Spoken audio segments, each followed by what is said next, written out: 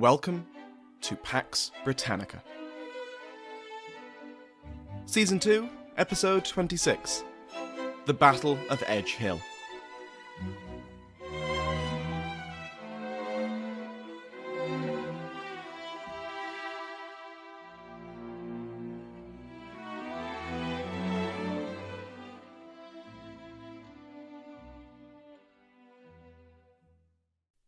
Welcome back to Pax Britannica. I'm your host, Samuel Hume.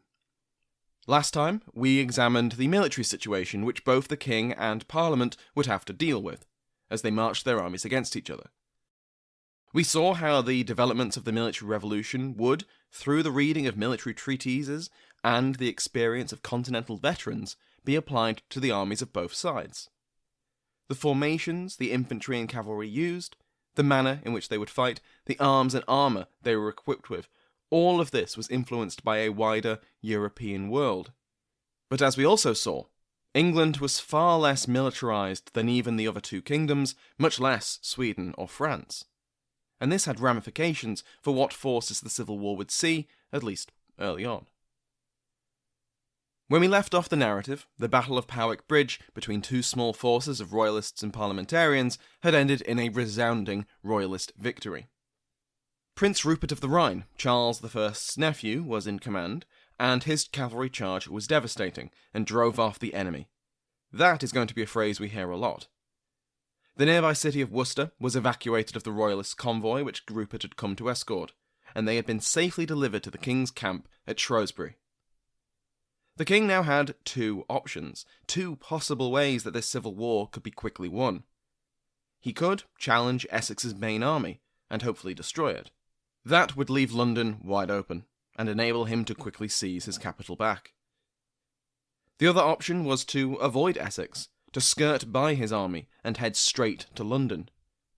This would be a coup de grace, depriving the parliamentarians of the financial, political and legitimacy benefits of the city. Even if the parliamentarian leadership escaped the city before it fell, they would struggle to continue the war. This was the path Charles chose: to give Essex the slip and to reach London before his opponent.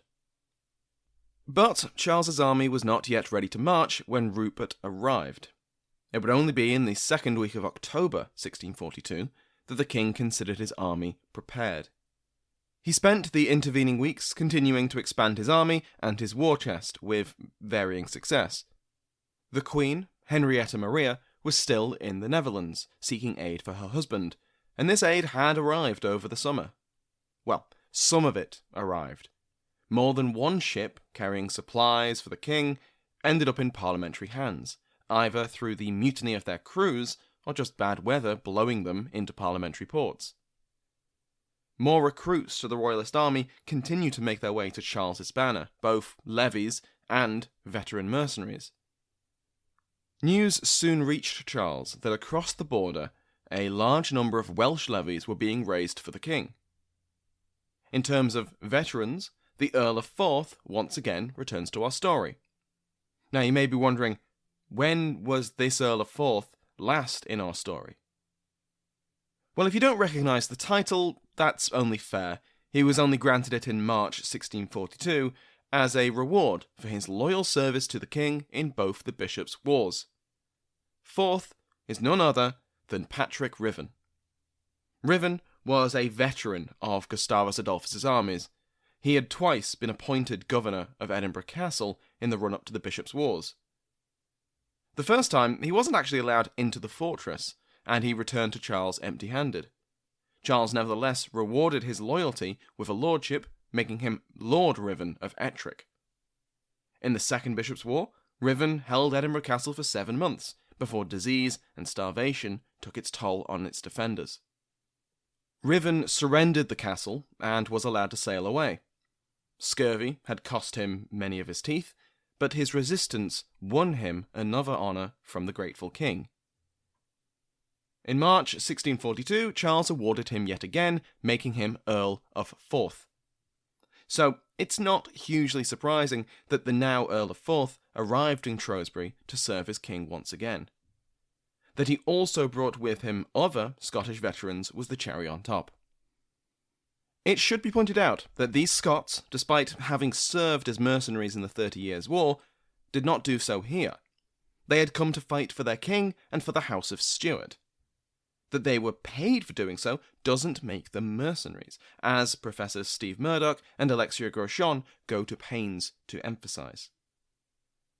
Henrietta Maria urged her husband to show his loyal Scottish subjects every honour, with Forth in particular being singled out. Charles should employ Forth and the other Scots since, quote, "he is not a person to be displeased. He is capable of doing you service or disservice." Charles once again put his favour and trust into Forth, appointed him Marshal General. He would answer to the Lord General Robert Bertie, Earl of Lindsey, but not for very long, as we'll soon see. As Charles prepared to march, Essex waited in Worcester for the king to make his move. Parliamentary garrisons were stationed in the nearby towns of Kidderminster and Bewdley, since Essex expected the king to march down the Severn Valley. Other garrisons to the east were bolstered to better scout for royalist movement in that direction. The rest of Essex's army was drilled. The poor discipline on show at Powick Bridge could have led to disaster if the skirmish had been more important. His officers were instructed to teach the men the rudiments of war. Far from the two main forces, unrest continued to spread as counties, towns, and communities came down on one side or the other. The county of Cornwall, the southwestern tip of the island of Great Britain, was broadly in support of the king, but its neighbouring county, Devon, was split, with multiple trained bands falling under the command of both sides and prepared to face off. In regions firmly under the control of one side or the other, homes and property belonging to the minority faction was targeted for vandalism, theft, and arson, and in some cases the owners themselves were attacked. In the north, the Lord of Man, James Stanley, who was now also Earl of Derby, courtesy of his father's death at the end of September, commanded a force for the king. And Stanlock Moore, the great Stanley to his Manx vassals, besieged Manchester. Even then a large and important trading town, and a parliamentary stronghold to boot, Derby's attempt to take Manchester was defeated within a week. For Parliament, the Yorkshire castle of Carwood was captured from the Royalists by Hotham's garrison at Hull, and the realisation that Charles would have to march on London spurred the citizens of that city to action. They were, after all, rather short-staffed in the garrison department. Most of their trained bands had marched off with Essex, and London had no city walls. But London was huge, and a replacement garrison of 8,000 was quickly recruited. The Earl of Warwick was instructed by the Parliamentary Committee of Safety to resign from the position of Admiral of the Fleet and instead focus on the defence of London. Everyone knew that it would be the king's target, sooner or later. It turned out to be sooner. By the second week of October, Charles and his advisers considered their force strong enough to march on London and to take the city. Prince Rupert led his cavalry as a vanguard, departing Shrewsbury on the 10th of October. 2 days later, the rest of the army followed suit. The king was on the march. Their progress was slow, despite the Royalists having the advantage of knowing the terrain far better than their opponents. The cavalry and dragoons were able to thoroughly scout ahead to prevent the army walking into an ambush. Despite these sensible precautions, both sides were in no danger of unknowingly bumping into the other. Charles knew roughly where Essex's army was at all times. For his part, Essex knew exactly where the king's army was, because he had a spy. And what a brilliantly placed spy it was. Prince Rupert's private secretary, Blake. Blake fed the parliamentarians everything, and so Essex knew fine well where he could find the Royalists. Essex was waiting for the right moment to intercept. Charles crossed the River Severn at Bridgnorth before continuing on to the town of Wolverhampton. Here, the Welsh levies, promised weeks ago, linked up with the king. This, complete with the joyous reception Charles received from the royalist-leaning Wulfrunians, must have put him in a great mood. That mood was almost certainly ruined when the army reached Birmingham on the 17th, where the Brummies were far less welcoming. They threw insults, and a few stones, at the marching army, and even went so far as to capture the carts at the back of the column which had been lagging behind. While Charles fought this battle of public opinion, Prince Rupert's vanguard fought a real battle with Francis Willoughby, a parliamentarian baron who would not remain so forever. The skirmish had one significant consequence. It convinced Essex that now was the time to act. He ordered his army to march out of Worcester and east to the town of Warwick, perhaps expecting that the king would attempt to take the parliamentarian stronghold. The king did not. He simply bypassed the town with its formidable castle and continued southeast. Banbury was his target, where a parliamentary garrison, one of those reinforced by Essex for just this possibility, stood between him and the road to London. Essex was en route to Warwick when the garrison commander sent him vital information. A royalist supply train had strayed too close to the city, and it had been quickly attacked and seized. Among the other treasures in the convoy was a copy of the royalist orders, which spelled out exactly what they planned. This, combined with any intelligence received from spies like Blake, prompted Essex to change direction. They marched to the village of Kenyon, where they would spend the night. The royalist army was camped only a few miles away, scattered in multiple villages and fields, and in the dark of the night they saw the lights of Essex's army. After scouts confirmed that this was indeed the main parliamentary army, orders were given to stay up all night and prepare for battle in the morning.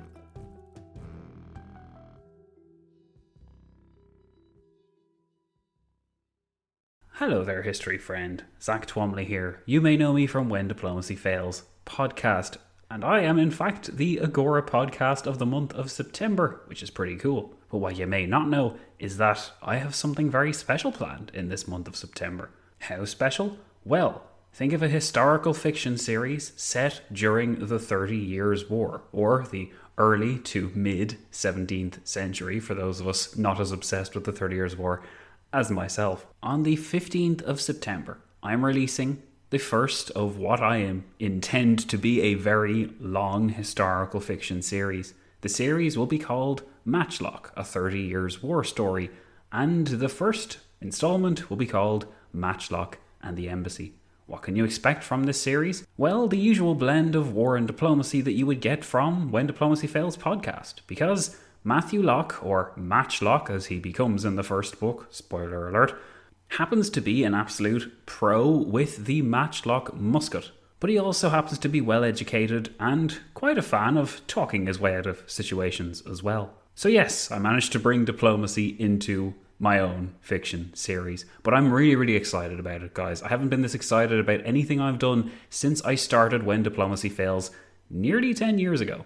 I promised myself for a long time that I would release a novel before I was 30, and I managed to squeeze in there just by about a month. So on the 15th of September, if you would like to check out Matchlock and the Embassy and tell all your friends about it too, that would be fantastic. You may hear me guesting on different shows, and I hope you don't mind me guesting on this one. That's because I'm doing my best to spread the word about it, because I am so excited, and I hope you'll join me in this journey as well. All right, now I hope you enjoy the actual podcast that you signed up for.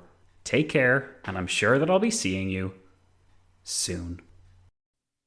On the morning of the 23rd of October, 1642, Prince Rupert's cavalry took up position at what the locals called the Edgehill.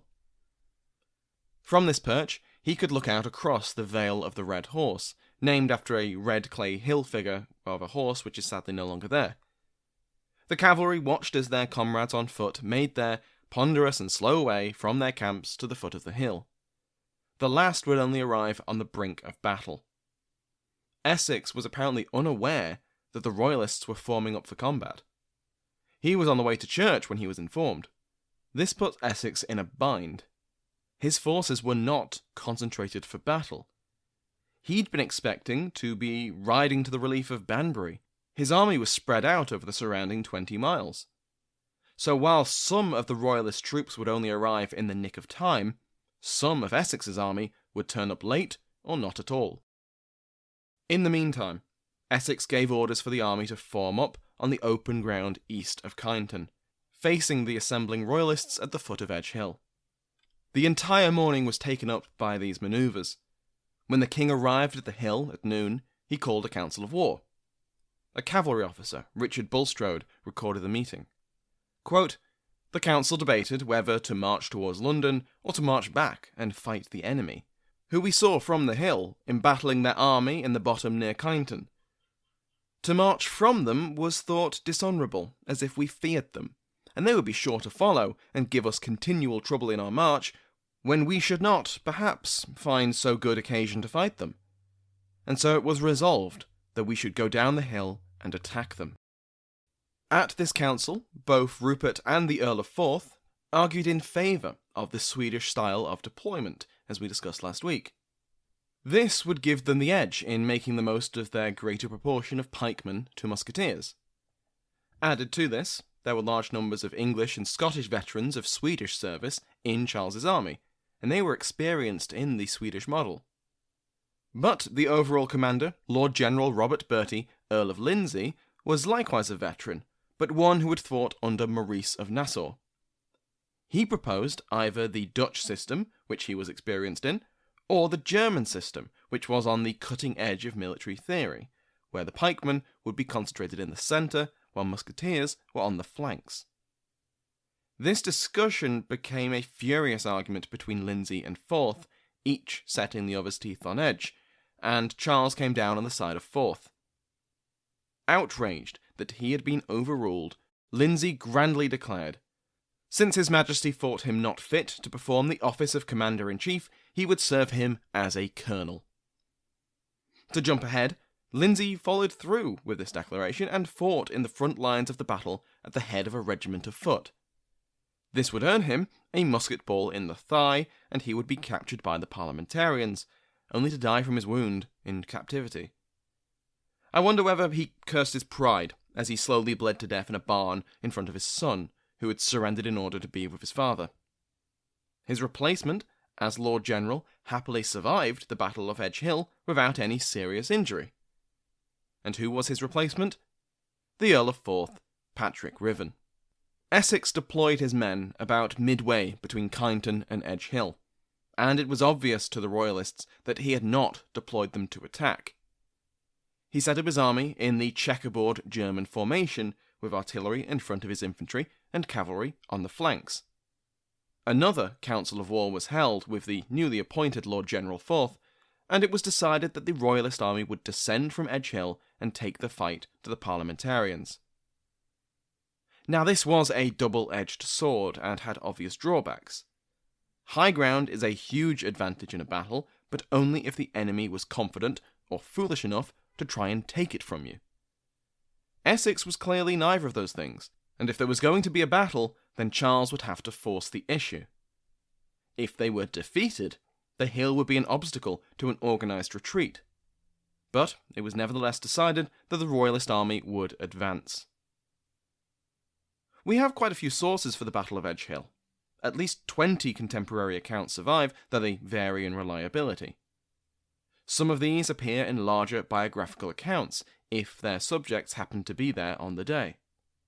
Since these were written much later than the battle itself, with all the accompanying issues of hazy memory, knowledge of what would come later, and just plain self-aggrandizement, we have to take them with several pinches of salt.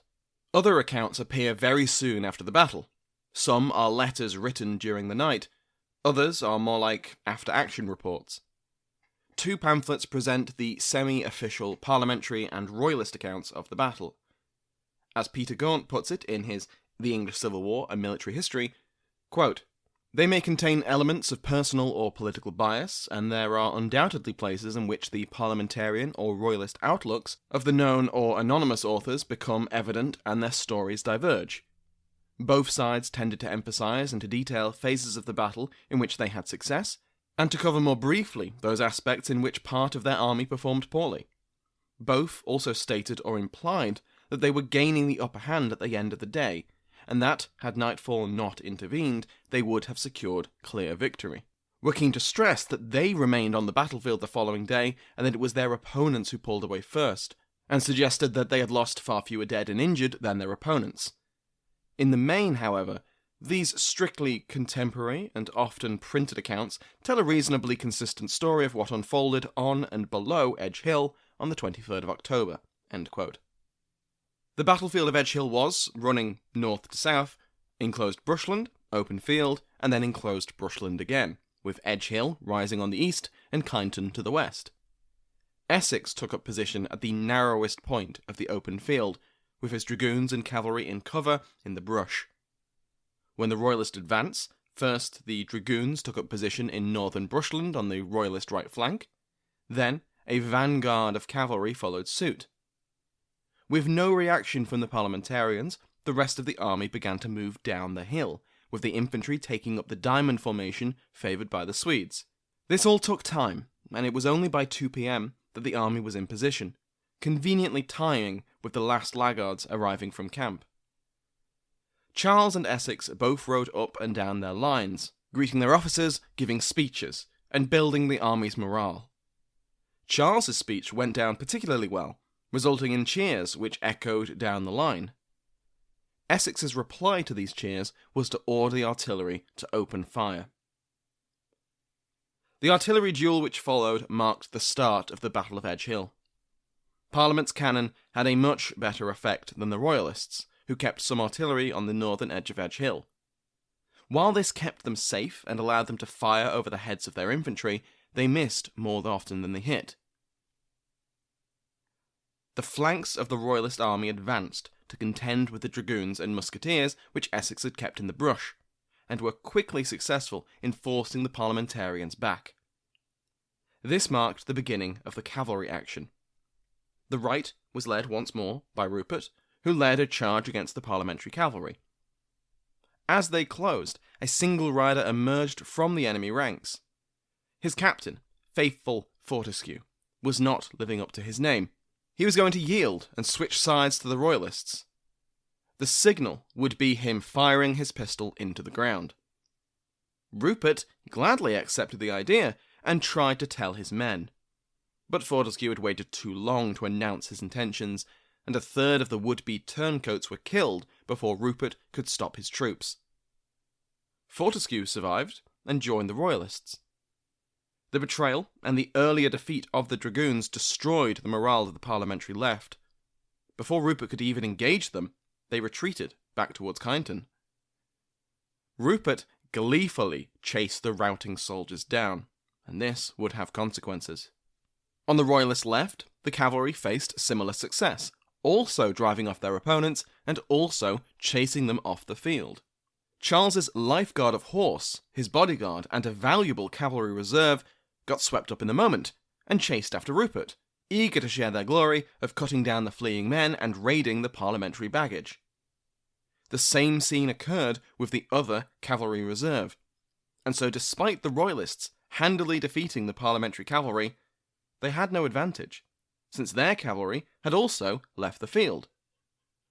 If the cavalry had kept their discipline, or Rupert had the sense to bring them back around to take the infantry from behind, Edgehill could have been a crushing defeat for the parliamentarians. In the wake of the cavalry action, the Royalist infantry advanced and were met by the parliamentary infantry, and the push of pike began. The Royalists had almost 10,000 pikemen engaged with 6,000 parliamentarians, and the parliamentarians gave a good show of it, refusing to give ground even as the Royalist musketeers poured volley after volley into their ranks. Things were looking grim for Parliament.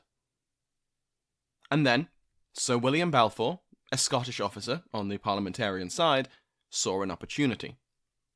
He was in charge of their cavalry reserve, and he had not missed the fact that the Royalist cavalry reserve had quit the field. Once the Royalist infantry engaged Parliament's lines, and a gap opened up between them, he gave the order to charge. He actually gave two orders to charge. A troop of cuirassiers and a troop of harquebusiers passed through the gap and fell on one Royalist brigade. Balfour himself led two troops of cuirassiers through the gap and charged another. The Royalists were surprised by the appearance of the cavalry, who they thought had all been chased off the field. Worse, the infantry weren't fully drilled in the Swedish counter-cavalry formation. One brigade broke and fled, and the cuirassiers mercilessly cut them down, except for some of the commanders, who they captured. The chase led them to the Royalist artillery battery on Edgehill, where the young princes, Charles and James, had only just left. Back at the main engagement, another Royalist brigade broke and fled after being surrounded by parliamentary cavalry and infantry. The Royalist left was disintegrating, while the right found itself fighting for self-preservation. It was now that some of the Royalist cavalry returned, and they were horrified. They'd run off thinking the battle was won, eager for the first chance for captives and loot. But before they could re-engage the enemy, John Hampden arrived with reinforcements. By now, it was too late in the day. Not only was everyone exhausted, either from battle or from marching to the battle, but night was falling. Both sides disengaged and made camp for the night. The Royalists at the foot of Edgehill, the parliamentarians out on the Vale. A miserable night followed, with the grim sounds of wounded and dying men heard all through the wee hours. The next day, the two sides formed up once more, but neither side really wanted to fight. After a day standing in formation, Essex gave the order to withdraw as light began to fade. The Battle of Edgehill was over. In many ways, it's possible to see it as a draw, an inconclusive stalemate where no one gained an overwhelming victory. The Royalist cavalry could have spearheaded that victory, but instead they left their infantry in the lurch. The parliamentarians, and especially the quick thinking of Balfour, had turned what appeared to be an inevitable defeat into a favourable stalemate. Their main objective was to prevent the king from marching on London, and they had done so. They could have remained in the field and tied up the Royalist army for longer, or attempted to force the issue and bring them to battle once again. Instead, Essex ordered a withdrawal, and left the route to London wide open. He had a plan, and that required Charles to continue his march on the capital.